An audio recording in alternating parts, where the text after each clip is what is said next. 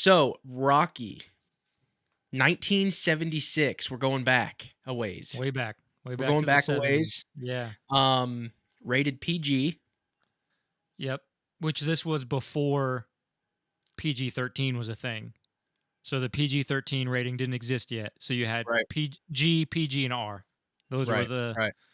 those were the only ratings. So Um, let's see. IMDb rating 8.1 out of 10 is what I have in our notes. yeah, yeah. This is pretty high up in like the I. If you were to pull up the IMDb movie rankings, I think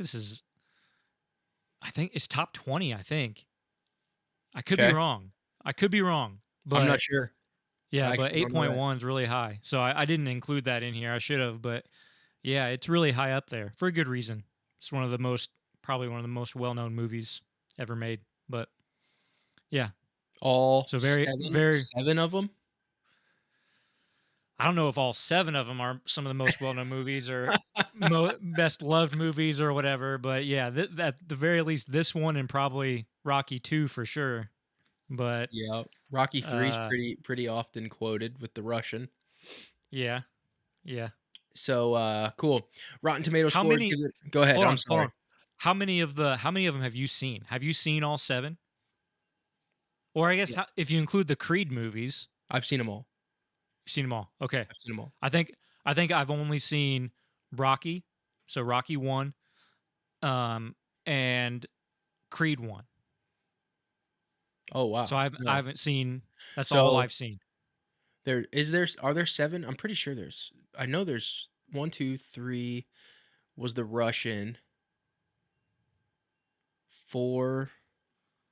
Wasn't he in the cabin? And well, I shouldn't ask you. You don't know, right? Because you haven't Yeah, seen you him. shouldn't So ask me.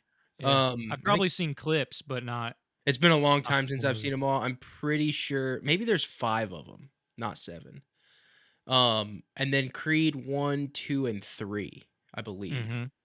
So, I've seen all the Creed movies, and there was a lot of drama I know we're not reviewing Creed, but it's kind of a spin-off series, and it's important to, Mhm. to talk about and note here, document. But, the 3rd Creed movie ushered in some drama from Really?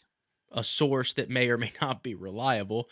I've heard murmurs and rumors that there was something to do with the rights, and they pushed Sylvester Stallone out of the 3rd Creed movie, and they took the rights from him, or there was something sketchy that happened where he wasn't going to be on the project. So they were going to do something, and they took the rights from him or something like that, and then he decided to back out of the project and was telling people not to go see it. Hmm. Interesting. Normal entertainment industry stuff, but still Very shady. normal, but Yeah. shady. Interesting. Yeah. What do we what was the budget, Nick? I actually don't know what the budget was. Uh, for the time it was I don't know, do you know what the budget was? I don't have the budget in front of me. No, I thought maybe you were putting it off to the side here, but it looks like from what I'm reading 117 million was pulled in the United States and then 225 worldwide. Worldwide. Yeah, Is and that so right? Okay. that's the initial release too. I don't know, this has been in theaters so many different times at this point that number has gone up. Mhm. But that's what it made in its initial release, Okay. which is for the 70s is incredible. Okay. Like Yeah. that is No, a that's a lot of money huge back then. huge number for the 70s. And I would guess if I had to guess, I would say that's in like the 400 million range if you adjust it for inflation. Like if you put it at Right. today's ticket prices, that's probably in like the 400 million range. So that's incredibly successful even in its own time. I wish I knew the budget. That'd be interesting to know, to do Yeah. that I think comparison. and I don't, this is kind of just off the top of my head. I think I saw once that it was um, just under a million, maybe. So like in the 900,000 I'm gonna pull it up and see. range. Let me see if I can pull this up quickly so we can keep moving. Got a lot of stuff to cover here.